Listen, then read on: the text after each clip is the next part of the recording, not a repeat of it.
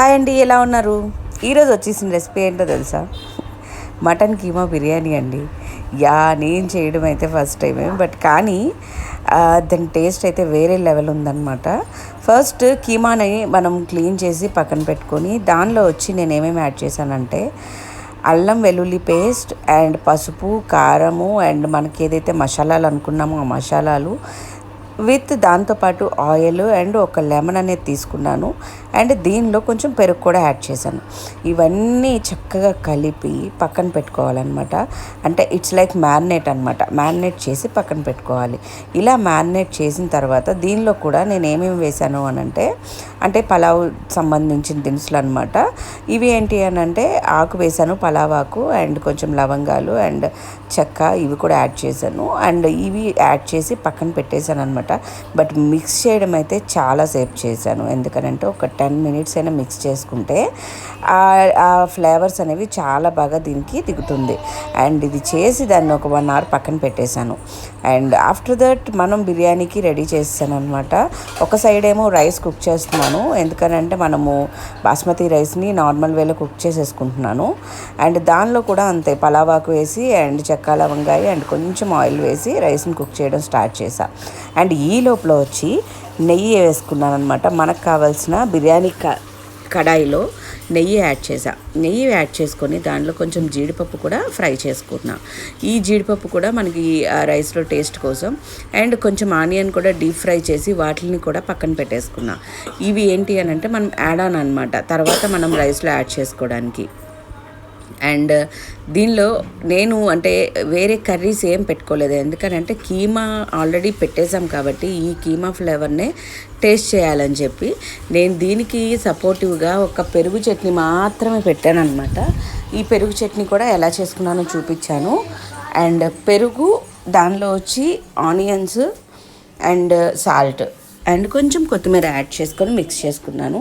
నాది అంటే మేము చేసే పెరుగు చట్నీ కూడా అంటే మా రైస్లోకి సూటబుల్గా అనమాట, ఎక్కువ వాటర్ కానీ ఇవి కానీ లేకుండా సూట్ అయ్యేటట్టు చేసుకున్నాను.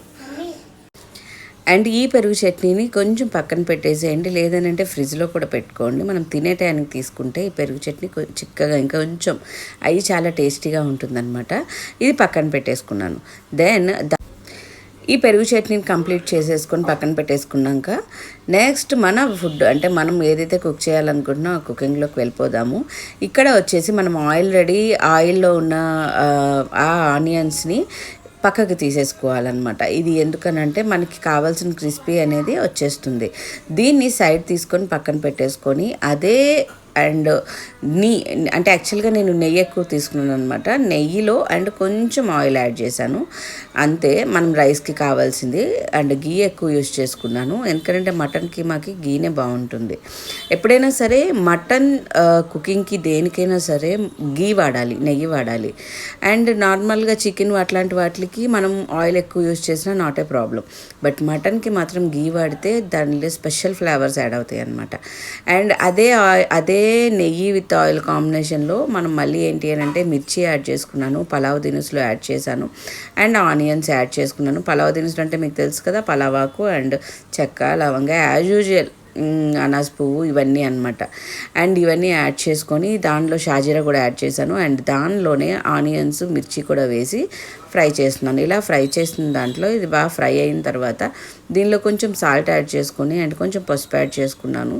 దీనిలో వచ్చేసి మనకి అల్లం వెల్లుల్లి పేస్ట్ అండ్ అంటే ఇందులో ఎక్కువ ఆల్రెడీ మనం అక్కడ యాడ్ చేసి ఉంచాం కదా మసాలా మిక్స్ చేసి, కాబట్టి ఏంటంటే దీనికి వచ్చేసరికి అన్నీ కొంచెం కొంచెం యాడ్ చేస్తాయి. ఎందుకనంటే రైస్లో కూడా ఆల్రెడీ సాల్ట్ వస్తుంది అండ్ ఆల్రెడీ కీమాలో సాల్ట్ యాడ్ చేశాను కాబట్టి ఇక్కడ ఎక్కువ సాల్ట్ అనేది నేను యాడ్ చేయను అనమాట. కొంచెం యాడ్ చేసుకున్నాను. ఈ యాడ్ చేసుకున్నవన్నీ కూడా కొంచెం కొంచెం యాడ్ చేస్తాయి, ఎందుకనంటే ఆల్రెడీ నేను కీమాలో అన్నీ యాడ్ చేస్తాను. బట్ అల్లం వెల్లుల్లి పేస్ట్ మాత్రం కొంచెం ఎక్కువ యాడ్ చేస్తాను, ఎందుకనంటే రైస్లో నేను ఆల్రెడీ అల్లం వెల్లుల్లి పేస్ట్ అనేది యాడ్ చేయట్లేదు, అందుకని చెప్పి దీనిలో ఎక్కువ పర్సంటేజ్ యాడ్ చేస్తాను అనమాట. ఇది చాలా చక్కగా ఇందులో వేగిన తర్వాత మనకి మాడడం అంటుకోవడం కూడా ఉండదండి, తక్కువ. ఎందుకనంటే మనం యూజ్ చేసింది నెయ్యి కాబట్టి ఆల్మోస్ట్ ఇవన్నీ కూడా తక్కువ ఉంటుంది అనమాట. అండ్ దీనిలో వచ్చేసి చక్కగా ఇది ఆయిల్లో వేగిన తర్వాత యాజ్ యూజువల్ మనం ఏమైతే అనుకున్నామంటే కొంచెం పసుపు అండ్ కొంచెం కారం యాడ్ చేసేసి అండ్ దానిలో వచ్చేసి మనం రెడీగా పెట్టుకున్న మటన్ కీమా ఏదైతే ఉందో దాన్ని యాడ్ చేసేస్తామన్నమాట. చూసారా అది 1 hour తర్వాత కూడా ఎట్లా ఉందో. అండ్ ఆల్రెడీ ఏంటంటే ముక్క అనేది చాలా బాగా దీనికి మసాలా పట్టుంటుంది. అండ్ మనకు కుకింగ్లో కూడా ఎక్కువ టైం అవసరం లేదండి, ఒక 10 minutes కుక్ చేసుకున్నా చాలు మటన్ కీమా రెడీ అయిపోతుంది దీంట్లో. కాబట్టి ఏంటంటే ఇట్లా మిక్స్ చేసేసుకొని దానిలోనే మనం ఏదైతే కొత్తిమీర అండ్ పుదీనా మిక్స్ చేసేసి యాడ్ చేసేసుకొని దాన్ని చక్కగా ఒక 10 minutes మళ్ళీ మగ్గనిచ్చాను అనమాట మూత పెట్టి. ఎందుకనంటే ఈ మగ్గిన దాంట్లోనే మనకి కీమా చక్కగా ఉడికిపోవాలి, చక్కగా ఉడికిపోతుంది కూడా క్లియర్గా అనమాట. కాబట్టి ఏంటంటే చక్కగా ఇవన్నీ కలుపుకొని పక్కన పెట్టేసుకొని చక్కగా అది బాగా కుక్ అయిన తర్వాత ఈ మూత అనేది ఓపెన్ చేస్తే మనకి ఆ ఫ్లేవరే కానివ్వండి అండ్ మనం ఈ మసాలాస్తో చేసేటప్పుడే మనకి ఆ స్మెల్ తెలిసిపోతుంది. అండ్ కుకింగ్లో ఉన్న ప్లస్ పాయింట్ ఏంటో తెలుసా, మనకి ఆ స్మెల్తోనే మన కుకింగ్ బాగుందా, మనం ఏది ఉన్నా సరే దాని టేస్ట్ ఎలా ఉంది అనేది ఈజీగా తెలిసిపోద్ది అనమాట. అది అనేది చాలా చాలా మనకి ఆ టేస్ట్ అంటే ఆ స్మెల్తోనే మనం చాలా కనిపెట్టేయచ్చు. సో ఈ ఫ్లేవర్కి కూడా అంతే, సేమ్ ఫ్లేవర్స్ అలాగే ఉంటాయి అండ్ టేస్టీగా ఉంటాయి. దీనిలో అయితే నేను టమాటా అయితే ఏమి యాడ్ చేయలేదండి, ఎందుకంటే నేను కంప్లీట్లీ ఘీ రోస్ట్ బిర్యానీ మాత్రమే చేయాలనుకున్నా కాబట్టి టమాటా అయితే యాడ్ చేయలేదు. చెప్పాను కదా, దీనిలో కొంచెం కారము కొంచెం పసుపు యాడ్ చేసుకొని దీన్ని చక్కగా ఫ్రై చేసుకొని అలాగే కొంచెం కుక్ అవనిస్తాను. అండ్ ఆఫ్టర్ దట్ దీన్ని ఓపెన్ చేసిన తర్వాత దీనిలో వచ్చేసి మనం ఏదైతే యాడ్ చేసుకున్నామో అంటే ఇట్స్ లైక్ ఆల్రెడీ మనం పెట్టుకున్నాం కదా ఆనియన్స్ జీడిపప్పు, దానిలో 1/2% దీనిలో వేసేస్తాను అనమాట. ఎందుకనంటే ఈ క్రిస్పీ వీటిల్లో కూడా నెయ్యి ఉంటుంది కాబట్టి ఈ క్రిస్పీనెస్ ఆ రైస్కి అనేది ఫ్లేవర్ని తీసుకొస్తుంది ఇంకా. కాబట్టి చూసారు కదా ఎంత చక్కగా కుక్ అవుతుందో. అండ్ పీస్ కూడా నేను తీసి చూశాను, ఇది చాలా చక్కగా కుక్ అయిపోయింది ఇమీడియట్లీ. ఎందుకంటే ఇది పెరుగు కూడా యాడ్ చేసి నానబెట్టాం కదా, ఎక్కువ మనకి కుకింగ్కి టైం తీసుకోదు, తొందరగానే నానిపోతుంది అనమాట. అదిగోండి తీసి చూపిస్తున్నాను చూడండి, అది పట్టుకొని అది చూసారు కదా ఎంత చక్కగా కుక్ అయిపోయిందో చూడండి. కాబట్టి ఏంటంటే హాఫ్ కుక్డ్ అంటే ఇట్స్ లైక్ ఒక 75% ఇది కుక్ అయిన తర్వాత రైస్ యాడ్ చేస్తే దాంట్లో ఇంకా మిగతా 25% కుక్ అయిపోతుంది. అండ్ కొంచెం వాటరిష్గానే ఉండాలండి కీమా రెడీ చేసినప్పుడు, ఎందుకంటే మరీ డ్రైగా వేపేస్తే మనకి రైస్ ఆల్రెడీ వేస్తాం కదా దానిలో మనకి సూట్ అవుతుంది అనమాట. సూట్ అవ్వదు అంటే అడుగు అంటుతుంది. కాబట్టి కంప్లీట్గా మనకి నీట్గా రావాలి అని అంటే కంపల్సరీగా కొంచెం వాటరిష్గానే ఉంచండి. అండ్ ఈ వాటరిష్లోనే చెప్పా కదా ఈ onions and fried onions and జీడిపప్పు, నా జీడిపప్పు అయితే మాడిపోయింది. యాక్చువల్లీ ఏం జరిగిందనంటే దానిలో వేసేసి నేను వేరే వర్క్ చేసుకుంటున్నాను, ఇది మాడిపోయింది అనమాట. బట్ కానీ ఇంకా తప్పదు కదా దాన్ని యాడ్ చేసా. సో ఈ ఈ దీనిలోనే ఇప్పుడు రైస్ తీసుకుంటాను, రైస్ కూడా పొరలుగా వేస్తాను అనమాట. ఇలా వేయడం వల్ల ఏంటి అని అంటే మనకి అంటే ఇట్స్ లైక్ వాటర్ అనేది తక్కువ తీసుకుంటాను. ఫస్ట్ రైస్ వేసేటప్పుడు కొంచెం వాటర్తోనే యాడ్ చేస్తాను. ఎందుకనంటే మనకి చూసారు కదా ఆ ఫ్రైకి అండ్ ఆల్రెడీ 75% కుక్ అయిన రైస్కి కొంచెం మనం ఆ మగ్గాలి అని అంటే కొంత రైస్ యాడ్ అయితే బాగుంటుంది అండ్ గ్రేవీగా కూడా వస్తుంది అనమాట కీమా అనేది. కాబట్టి కొంచెం ఇది చూసారు కదా ఫస్ట్ లేయర్ ఏంటి అని అంటే రైస్ అయితే యాడ్ చేశాను. రైస్ యాడ్ చేసినప్పుడు విత్ కొంచెం వాటర్ యాడ్ చేసుకున్నా.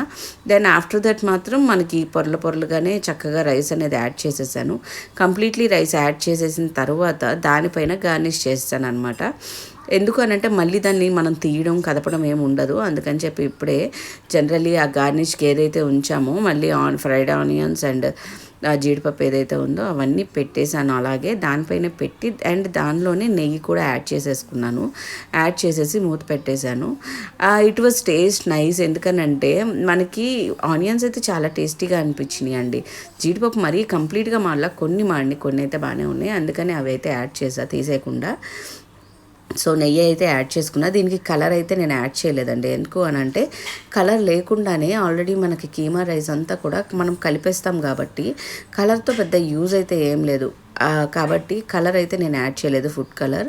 అండ్ ఆ మూత పెట్టిన దానిపైన ఒక స్టోన్ పెట్టుకొని ఒక్క 10 minutes అలా ఉంచితే మనకు కావాల్సిన కీమా బిర్యానీ రెడీ. దీన్ని ప్లేటింగ్ చేస్తే ఉంటుందబ్బా, ఎంత టేస్టీగా ఉందంటే చూడ్డానికి ఎంత టెంప్టింగ్గా ఉందో తినడానికి కూడా అంత టేస్టీగా ఉంది. అండ్ దాని టేస్టే వేరే, అంతే వేరే లెవెల్లో ఉంటుంది. కంపల్సరిగా అందరూ ట్రై చేయండి. అండ్ నేను పర్ఫెక్ట్లీ ట్రై చేశాను. అంటే నా టేస్ట్ ప్రకారం అయితే చాలా బాగా వచ్చింది. నోట్లో అసలు ముద్ద పెట్టగానే మనం రెస్టారెంట్లు కూడా పనికిరావు మనం ఇళ్ళల్లో చేసే వంటలకి, అంత టేస్టీగా ఉంది. చూడండి, అదిగోండి తీస్తున్నాను కింద నుంచి. సో రైస్ని ఎప్పుడైనా సరే కలపాలి అని అంటే కొంచెం సైడ్ నుంచి అండ్ కింద నుంచి తీయాలి, పర్ఫెక్ట్గా వస్తుంది. అండ్ నేనైతే మీకు చూపించడం కోసం ఫస్ట్ ప్లేటింగ్ కోసం అలా తీసి వేసేసాను ప్లేట్లో. సో ఏంటి అని అంటే మనకి కంప్లీట్ కాంబినేషన్, అదిగోండి ఎలాగో ఇలా మిక్స్ చేస్తామని చెప్పి నేను కొంచెం జ్యూసీగా ఉండాలని చెప్పి ఇందాక మీకు రైస్ కూడా అలా వేసాను. అండ్ రైస్ అయితే పర్ఫెక్ట్గా కుక్ అయింది. చూసారు కదా రైస్ ఎంత పొడి పొడిగా వచ్చిందో. అది ఎందుకనంటే అంత చక్కటి టేస్ట్ అనేది మనం మిస్ అవ్వాలంటే ఫస్ట్ రైస్ సరిగ్గా ఉండాలి. అందుకనే రైస్కి కూడా నేను అంత పర్ఫెక్షన్ అనేది ఇచ్చాను. చూసారు కదా ఎంత టేస్టీగా ఉందంటేనండి, తింటే నిజంగా అసలు ఆసమ్ అనమాట, ఆసమ్. సో నా మటన్ కీమా బిర్యానీ అయితే రెడీ అయిపోయింది. నేనైతే తినడానికి రెడీ అయిపోయా. అండ్ మీరు కూడా ట్రై చేయండి. అండ్ నా వీడియోస్ చూసిన ప్రతి ఒక్కరికి thank you so much. Video అనేది ఫుల్గా చూడండి. And please like and share and subscribe. Thank